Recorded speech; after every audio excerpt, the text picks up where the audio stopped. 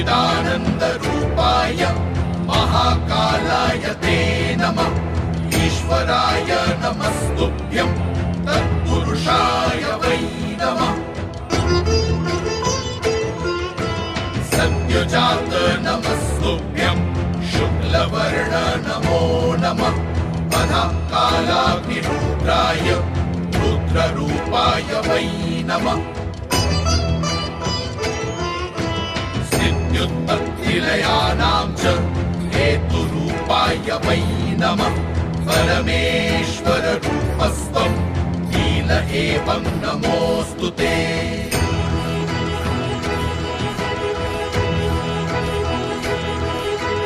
पवनाय नमस्तुभ्यं हुताशन नमोऽस्तु ते। सोमरूप नमस्तुभ्यं सूर्यरूप नमोऽस्तु ते। यजमान नमस्तुभ्यं आकाशाय नमो नमः। सर्वरूप नमस्तुभ्यं विश्वरूप नमोऽस्तु ते। ब्रह्मरूप नमस्तुभ्यं विष्णुरूप नमोऽस्तु ते। रुद्ररूप नमस्तुभ्यं महाकाल नमो